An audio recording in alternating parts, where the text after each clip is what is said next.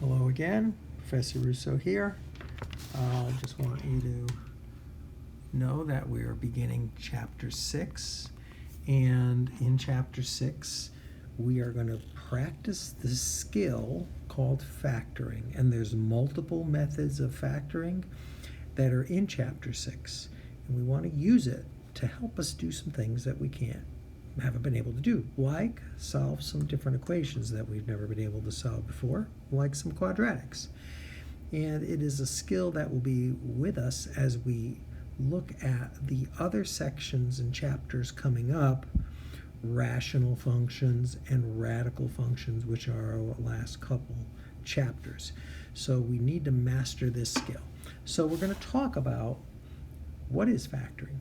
Factoring is producing multiplication.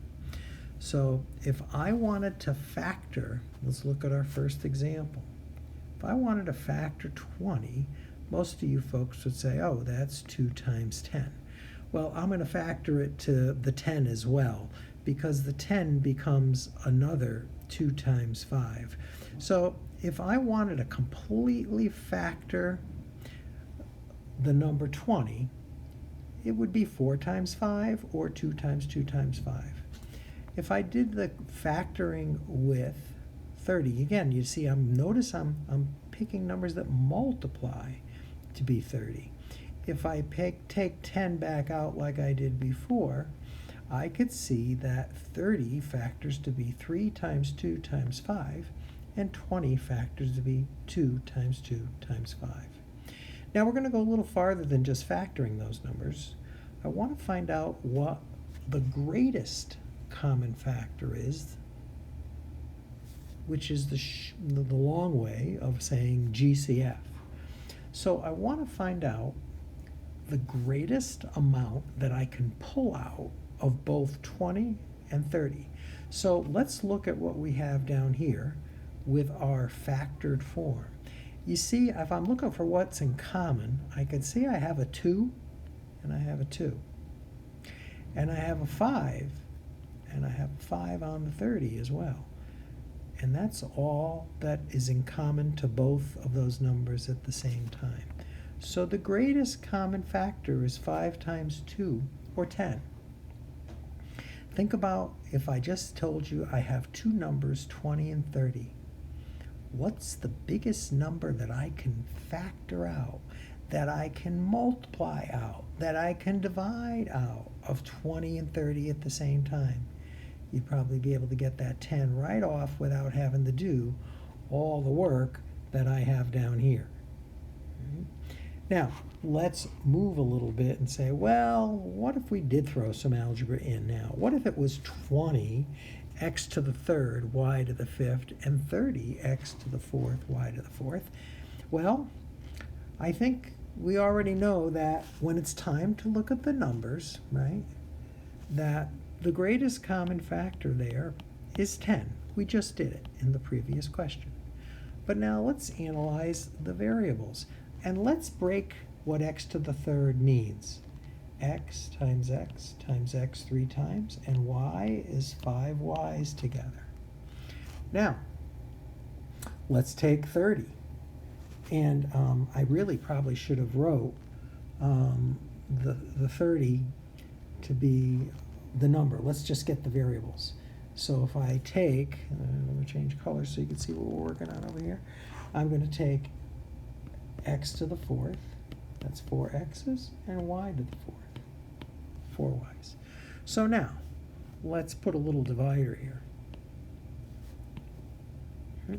This one had a 20, and this one had a 30. We know between 20 and 30, the GCF is 10. But what about the x's? So let's ask ourselves, I'll use yellow, how many x's do they have in common? Well, I have 3 here, and I have more than 3, but the most I can grab in common is 3. That's called x to the third. And let's look at the y's. The y's, I can grab 5, but I only can grab 4 from the 30x to the fourth, y to the fourth term. So the most I can grab on the variable y is 4 of them. Okay? Therefore, the greatest common factor of the original problem with the variables are, the number was 10 that we got before, and the variable parts are x to the third, y to the third. So if I asked you to factor it, if I said, let's get rid of that word and let's factor the expression. Now I have an algebraic expression here. 20x to the third, y to the fifth, 30x to the fourth, y to the fourth. I would take the greatest common factor, which was over here on the right, 10 x to the third, y to the third. And you notice these leftovers are the pieces that I could not factor. I'm going to put them in a parenthesis. And now I'm going to come back and look, and I'm going to see what did I have left over. So look at the number 10. That's what I extracted out of 20. Okay. What number is left? And again, factoring means multiplying. So the number that's missing is the 2. That's a leftover from the initial 20x to the third. And I picked only 10x to the third, y to the fourth. So the leftover part is 2 for the numbers. And now, how many leftovers were there on the x? Wait a minute, I pulled 3 and there were only 3, so there were no leftovers. But I pulled 4 on the y and I had one guy left over there. One y that was left over. That y also comes in there. And I have a big fat plus sign that's going right back in between. And I'm going to ask myself the same thing on 30. Right? So I started with 30x to the etc. And I pulled a 10 out. So I pulled a 10 out of the 30. The number that's left is 3, and I'm going to put it in that parenthesis that's left over right after that plus sign. And now I want you to tell me, okay, well, I had x to the third, and oh, I had one left over that I didn't pull out of that term. And I had y to the fourth, and now let's go see what I had on the y's. Oh, I used all of them up. There's no leftovers on the y. I extracted them all out of the greatest common factor. So, if somebody said, I want you to factor 20x to the third, y to the fifth, plus 30x to the fourth, y to the fourth, here's the answer. We will circle it with green. So you can see how we built to that. First I did the numbers 20 and 30 to make sure you were able to see the 10 is what comes out. Then I threw the variables to make sure you understand how I can pull the greatest common factor out of the variables. And then I made it an algebraic expression. Let's look at example number 3 and 4. So again, notice I start by giving you some numbers.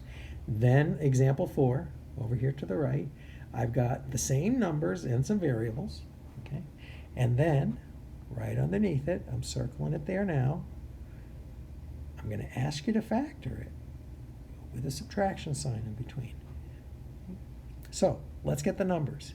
Well, 28, 7 times 4. And 4, by the way, goes to one more time to be 2 times 2. And let's take 70. That's 7 times 10. And that 10 becomes 2 times 5. Now I got to see what they have in common. The greatest amount, the most I can find that's in common. They have a 7. They also have a 2. 28 has a 2, and 70 has a 2. And that's it. The other 2 is a leftover, by the way, and that other 5 is a leftover. So the greatest common factor is 14. Now, let's integrate the variables with that. So now we're being asked to find the greatest common factor. The number piece we just did is 14, okay? And if we break out the x's, there's 4 and 4 y's. Okay. And let me change color for the 71. Here I have 2 x's, and here I have 6 y's. Oops, 4, 5, 6. Okay. And now I want to see what's in common. So let's look at the x's first. The x's, I've got 4 here, but only 2 here. So the most I can pull out of the x's, both of these terms together at the same time, is only 2 x's. That's x squared. That becomes part of our GCF. I put it right next to the 14. And now I'll do the y's in black marker. Well, let's see how many y's I have. I have 4 here, and I have 6 here, but the most I can grab is 4 again. So my greatest common factor is 14, x to the second, y to the fourth. And now let's really see what a factoring question would look like. Okay, we kind of built up from just the numbers and variables, and here we are doing a real problem now where it says to factor that, and we've got a subtraction sign in between. So the first thing we're going to do is we're going to pull out that GCF. Notice the GCF is that 14x to the second, y to the second. And we open up a new parenthesis because parenthesis means multiplication and factoring means multiplication. And I've got this minus sign that I'm going to drop right down in between the terms. And now I'm going to ask myself with yellow, let's see what I started with. On the 28 and the 14, what number am I missing between 28 and 14? That's a 2. So I'm missing a times 2 to get the 14 multiplied up to 28. And now let's look. I had x to the second that I pulled out. I've got 2 leftover x's. I'm going to bring that down in yellow. And I started out with 4 y's and I pulled out 4 y's. No leftovers there. So my leftover for the first term is 2x to the second. Now I'm going to go look at the 70. We'll do that one in, I'm running out of colors. We'll do that one in blue. So I started off with 70 and I pulled out 14. The number that's missing is 5. 5 times 14 gives me the 70. That's the leftover 5. Okay. We could see that if we look at the original numbers in example number 3. We could see that 5 is the leftover. Notice it. It came right over there. Notice before the 2 was the leftover. Brought them down over there. And let's see how many y's we pulled out. We pulled out 4 y's in our greatest common factor. And there were 6 in total. So that leaves me these 2 leftovers here. That's y squared. And that's what I put in the back part of my expression. Okay? So that's factoring the greatest common factor. It looks a little hard when you get rolling. Let's see what the next page brings us. The practice, I think, we'll find a little easier. I think when you look at these first 3 problems, okay, we probably do not need to go through all the work that we did before on the first page. Here's what I'm going to ask you. What is the greatest common factor? Let's look at the numbers first. What number can I pull out of 5 and 10 at the same time? I can't go over. I can't pull 10 out of 5, but I could pull 5 out of itself and 10. So the number piece is 5. And now let's look at the x's. I have 2 x's in the 5x squared, and I have only 1 in next to the 10. What's the most I can pull out of both at the same time? 1 comes out. I can't pull 2 out because the 10 doesn't have enough, but I can pull an x. So my greatest common factor is 5x. Once we have that, let's write the final answer factored. 5x, and open up the parenthesis for the leftovers. Now I'm going to show you a shortcut way of finding out what's left over, because multiplication and division are really integral. They're really so nicely matched together. So what I'm going to do is show you a shortcut now. I'm going to take that GCF 5x. Okay, let me clean this up here for a second so that we can see those without all those colors that are surrounding it. Okay. So let's take that 5x and let me put it under the 5x to the second. You could see that the 5 is in common, that's why it's part of the GCF, and we pulled one x out, and I had 2 initially. So think of what's left over. 1x is left over. I'm going to put that in the parenthesis there in red. I'm going to take that plus sign, stick it right in between. And now I'm going to take that 5x, that GCF again, and I'm going to put it over here, and we're going to ask ourselves under the 10x, what number is left over, or what is 10 divided by 5? 2. And, oh, wait a minute, I started with 1x, and I pulled a 1x out, so there's no x's left, only a 2. There is the final answer to that first question. Now, for those that remember their 095, what we actually did is we produced the good old distributive property. Remember when you distribute, you take the term on the outside and you push it into the first term, and then you push it into the back term. So we created the distributive property. Usually we have the distributive property and we multiply through with these little like rainbow shapes, and we go right through there and we multiply through and get 5x to the second, and 5x times 2 is 10, and we bring that plus sign straight down.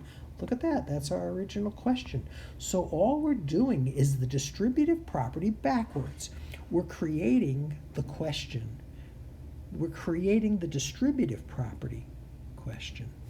So that means that if I'm creating the distributive property, I'm creating a parenthesis. And if you want to think about what the meaning of factoring is, it's creating parentheses, which is multiplication. Where there were none in the problem, we maneuvered it and manipulated it to get it. So here we go for question number 2. I got a 4, I got a 6, and I got a 14. What's the biggest number that comes out of all of those at the same time? Just the 2. And now I'm going to look at the variable parts. I got 5 x's, 3 x's, and only 1 in the back. What's the most that'll come out of all of them at the same time? Well, that 1 is preventing me from getting more than just 1, so I can only get 1 x out of there. So that is the greatest common factor. That is the outside term of your distributive property if you were thinking of the 095 class. And now we're trying to fill in the leftovers, which are what's inside that parenthesis. So let's use what I did a few minutes ago. Let's take that 2x, I'll convert them to red, and I'll bring them right underneath each of those terms so I can see what dissolves and cancels and what's left over. When I do that, I can see the 2 goes into the 4, and it leaves me a 2. That 2's left over. Notice I'm going to the right now and putting that 2 in that green parenthesis. And I started out with 5 x's and I pulled out 1. The leftovers is 4. That's x to the 4th. Now, I'm going to take my minus sign, right? And I'm going to do the same thing I did before. I started out with 6. I divided it by 2. That gives me a 3. And look at the x's. I started out with 3 on the x's, and I only had 1, so that leaves me 2 leftovers. And I'll make myself a little room here. Move. Where's my eraser? Okay, and move Give myself some room for that last one. And now we're asking ourselves, over here, I got 14 and I sliced it by 2. Oh, don't forget that plus sign that's in between. That's going to give me 7. And I started with 1x and I end it with 1x. So guess what? There's no leftovers there. There's the final result. This is the factored form of the original problem. Okay. So let's take a look at number 3. We ask ourselves at the numbers, what's the most that I can pull out of 8 and 12 at the same time? Okay. Don't tell me 2. 4. 4 is the greatest common factor. Now let's look at the A's and tell me how many A's can I pull out of both at the same time. I got 2 here and I only got 1 there, so the most I could pull is 1. Let's look at the B's. I got 1 here, but 2 here. The most I could pull out of both at the same time is 1. And I got 2 C's here and 2 C's here, so I can pull both C to the second out. So that is my greatest common factor. I'm going to put it on the outside. It's my thing that I'm going to distribute. I'm going to create the parenthesis that I'm going to distribute in. And once again, I'm going to take that 4ab to the third and I'm going to put it under each one of those 4abc to the second. And that way it's right underneath and I can see what dissolves. I'm going to have a minus sign in between them. So I asked myself, I started out with 8 and I divided it by 4. That gives me 2. I started with 2 A's and I pulled out 1. That's an A that's left over is 1. I started with 1B and I pulled 1B. Nothing left. I started with 2 C's and I pulled 2 C's. Nothing left. So the leftover is 2A. Notice where I'm sticking it there in yellow to the right. And now I'm going to do the same thing here. Here I started out in the second term. 12 divided by 4, that's going to be 3. No A's. Left over, oh, I had 2 B's and I started out with 1. I'm going to have a B that's left over. And the C's also cancel each other out. So there is my factored form of that. Okay. I want you to be able to do the other questions as well. And not to make this video be too long, I'm going to give you the answers to these questions. And I want to make sure you can get them when you factor them.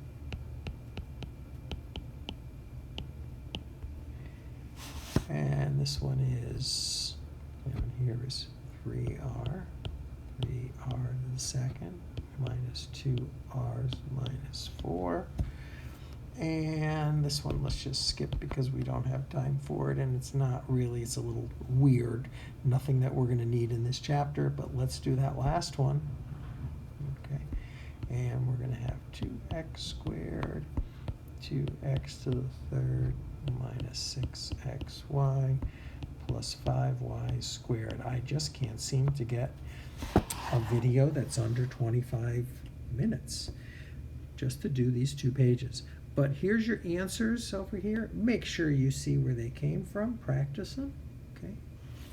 And we will now move to factoring quadratic trinomials in our next video. See you then.